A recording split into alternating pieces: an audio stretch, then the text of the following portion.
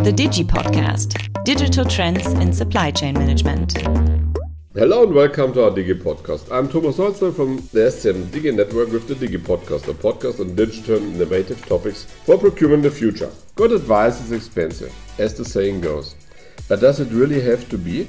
Or put another way, how do you buy consultants in the first place? What that actually means when purchasing is not buying parts or materials but services, will my guest today, Franziska, explain. Franziska Seewald gives us an insight into this exciting area of purchasing.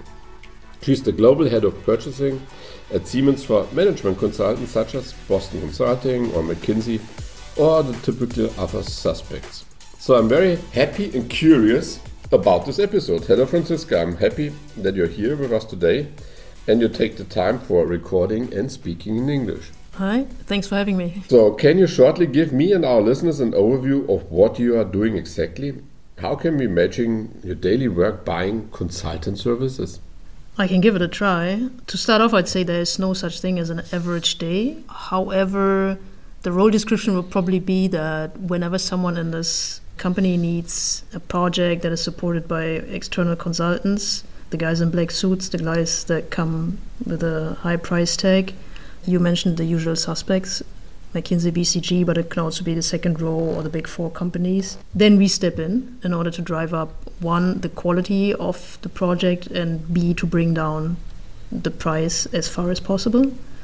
It's not just me, there's a team behind me because we do this globally and the pipeline is growing. I'd say that all project requests have one thing in common, which would be something needs to be improved.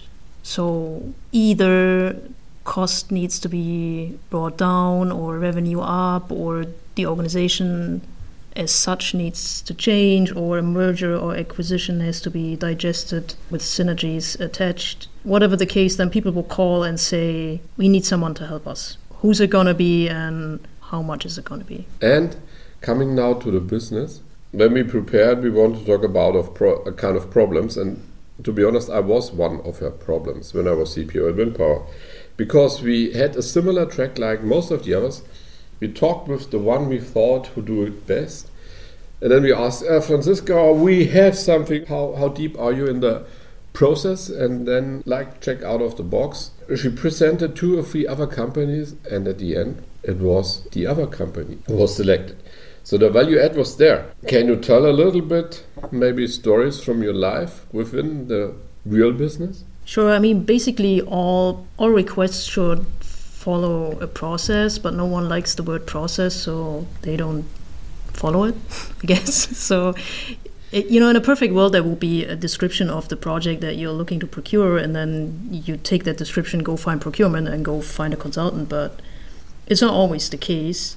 But you would, together with my team and myself, you would come in, say what kind of project you're looking for, and then we request a written offer from firms that we consider capable of doing the job. And then the strong written offers are being invited for a pitch round. That is one of my favorite moments along the process, I'd say, where 4 or 5, sometimes 6 firms are being invited to actually pitch their team and their approach on site in a room. And then I'll be there to lead the session, and the internal project team will be there to look at their options and who applied for the job. And then 5 or 6 p.m., when everyone's very tired already, but you also grew as a team over the day, closes the door after the last consultant leaves, and then it's just a very open word on what was good and what was bad, and then I'm there to encourage people to actually make their gut feeling move the needle.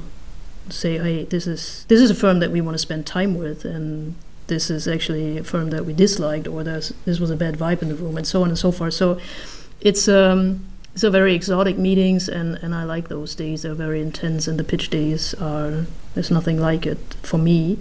And the second favorite moment then would be, we touched upon that already, the final negotiation, because after the pitch day, it normally comes down to 1, 2, rarely also 3 firms who could handle the job, and then it comes down to pricing and also tiny little details.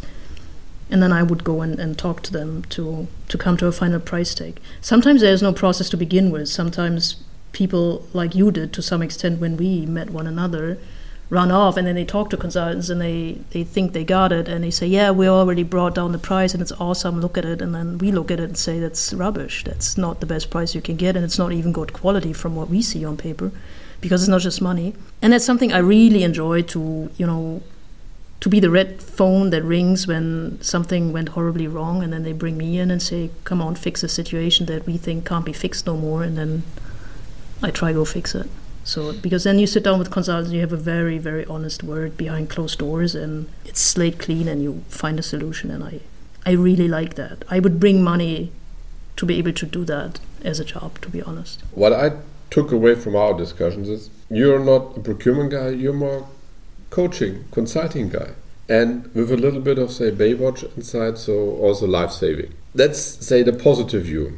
Now coming to the difficult part of the story. What are your experience so far? So we have two different views. One is the internal view with your dear colleagues, and the other with the dear consultants. Everyone has a cliched picture of consultants, I guess. Yes. You do. Yes, consultants are rich, but they also spend 80 to 100 hours a week working. There's only one party you can dance at. Yeah, they used to wear the black tailored suits and the fancy watches, but that changes a lot because they also now discovered a balanced way of living, having more females on top of their organizations. So the whole consulting business is undergoing vast change at the moment. Less and less people want to become consultants, to be very honest. At the same time, their pipeline is exploding and they need people to staff projects with. So they are struggling. And I'm a woman, and most of my key accounts, all of them, to be honest, they are male, older than me, richer than me, but it doesn't matter.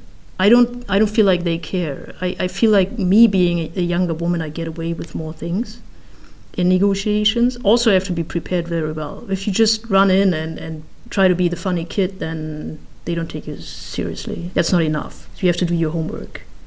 But other than that, I feel like they trust me and I trust them, and we're always on a second name basis, because I'm a huge fan of keeping my distance in formal ways, but then being very, very honest and straight to the point in all other ways. And I am young and kind of overstepping the line sometimes orally, so I better at least address them with their family names. That's how that's the balance I bring to the table, and that helps a lot. It's a very trustful relationship on a second name basis, and that's worth way more than a very distant first name basis. And I'm still fascinated with the people. They're all very bright-minded. They are quick. They do things overnight that you and I would never be able to do overnight. And I get to spend the majority of my time with them, and that's an asset. It's like a second salary. It's a nice explanation. We had now a lot about this difficult job as a consultant who is buying consultant services, works as a coach or as a moderator for the internal business. And you come from an area where you have interesting neighbors, because we are coming now to my most favorite question, the last but not least. Who is Franziska? Yeah, I try to give an answer. It's not a definite one, I guess. I'm not really trained to do this, to be very honest. I didn't even study business. And almost by chance, I was able to do an internship at one of the larger consulting firms. I was fascinated by the people and also the business as a whole. So I was looking for something like David Hasselhoff and Baywatch. Like, I wanted to be on the sidelines of the beach. I wanted to have proximity to consulting without having to do it myself, because I hated doing it myself. And then procurement is sort of one way to go about it. When I started off with another large company here in Germany, there was one moment that really made things click. It was a negotiation training with a guy who used to negotiate hostage situations over here with the Bavarian state law. And the whole training was far away from business cases. It was really, you had to negotiate against him in a hostage situation. That's what he made me do it. And I never thought I could, but it actually was very eye-opening and also very extreme. But that's something that changed my entire track, I guess, because I found out that negotiating is basically something very personal and something that you do with your own means and not just with a list of phrases that you bring in. And yeah, that's what got me hooked to the job and still does, to be honest. I'm from the north of the country, northeast, and the area was very rural. It's close to the Baltic Sea. There's basically nothing there. It's just wind and water and a couple of people, but not too many. I'm good with plants around the house, so everything that's green and doesn't talk back works well with me. Why this special podcast with Franziska?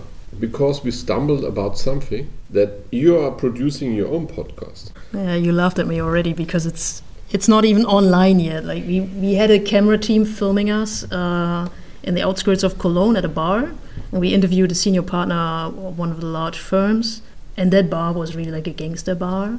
And the idea was to sit down with top managers and not just talk business, but also talk personality. Like, do you listen to Metallica? Is it true that you only get to see the kids on Saturdays? From what point of salary on does money become boring, and so on and so forth? So the things that everyone seems to have on top of their minds but doesn't dare to ask. And I did the asking. So that was fun, but it's not online yet because they're struggling with the audio part. But it's coming. At some point in 23, I guess they will put it online, but not yet. So, Franziska, thanks a lot for joining today. I had a lot of fun. I enjoyed it. Especially to you, Franziska, for shedding some light on the consulting business. It was very, very interesting, hopefully. And I hope you all enjoyed our episode of this DigiPodcast. If you have questions or if you want to find out more about the Digi Network, reach out to our internet page, siemens.com/DigiNetwork. I'm looking forward to have you as a listener at our next episode. Yours, Thomas Holzner from the Digi Network. Goodbye. The DigiPodcast, Digital Trends in Supply Chain Management.